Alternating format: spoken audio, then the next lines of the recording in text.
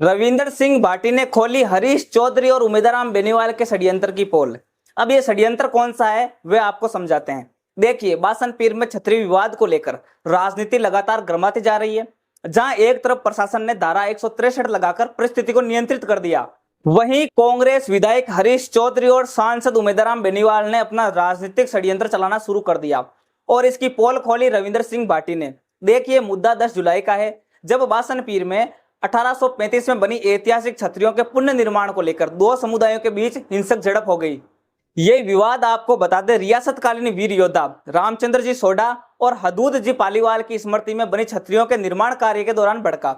दोनों पक्षों के बीच बात मारपीट और पत्थरबाजी तक पहुंच गई थी। स्थिति को नियंत्रित करने के लिए पुलिस ने लाठीचार्ज भी किया और प्रशासन की कड़ी मशक्कत के बाद स्थिति को नियंत्रित भी कर दिया गया और स्थिति अभी तक भी नियंत्रित है।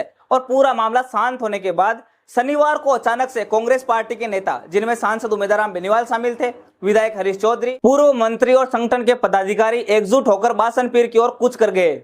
ये पूरा काफिला बाड़मेर सर्किट हाउस से थार की अपनाइत के संदेश और झंडों के साथ रवाना हुआ। वहीं वर्तमान में बासनपीर गांव में भारतीय दंड संहिता की धारा 163 लागू है, जिसके तहत एक स्थान पर 5 से अधिक लोग इकट्ठा नहीं हो सकते। इस पर रोक लगी हुई है। अब सबसे बड़ा सवाल यहाँ पर जो खड़ा होता है कि विधायक साहब और सांसद साहब को ये बात अचानक से 79 दिनों के बाद क्यों याद आ गई। इतने दिनों से कांग्रेस पार्टी के नेता कहां थे, और जब उस जगह पर इतना तनाव है तो नेताजी बासनपीर में ही जाकर गांधीराम धुन और सर्वधर्म प्रार्थना का आयोजन क्यों करना है, कहीं और कर ले।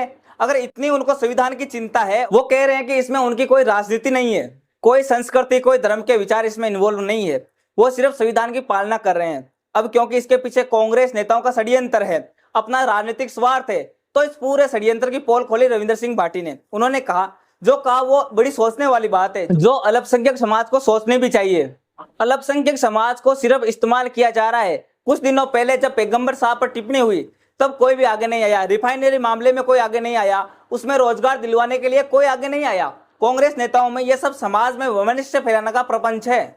उन्होंने आगे कहा कि हाथी के दांत खाने के कुछ और होते हैं और दिखाने के कुछ और। आगे रविंदर सिंह भाटी ने अल्पसंख्यक समाज की आंखें खोलते हुए कहा कि एक और बात याद दिलाई कि आमीन खान ने एक बार कहा था कि बॉर्डर का मुसलमान होना, अपना चरित्र साफ रखना आसान नहीं होता। ऐसे में जब आमीन खान कांग्रेस के दिग्गज नेताओं से बात करना चाहते थे, उनसे मिलना चाहते थे समाज के हित के लिए, तो कांग्रेस नेताओं ने अपने रूट ही बदल दिए, रूट ही डाइवर्ट कर दिए। अल्पसंख्यक समाज को आंखें खोलकर देखने की जरूरत है कि कौन अपने राजनीतिक स्वार्थ के लिए उनका इस्तेमाल कर रहा है और उनके साथ धोखा हो रहा है। देखिए, बात में कहीं ना कहीं सच्चाई भी है। जब मामला 10 जुलाई का है तब बात वही शांत हो चुकी है, तो अचानक से हरीश चौधरी और उम्मीदवार बेनीवाल को उस जगह पर ही जाकर रामधुन करने की क्या जरूरत है? इसके पीछे क्या वजह है, सबसे बड़ा सवाल है। खैर, आप इस मामले पर क्या राय रखते हैं, हमसे जरूर साझा करें और ऐसे बने रहिए भारत प्रेस के साथ।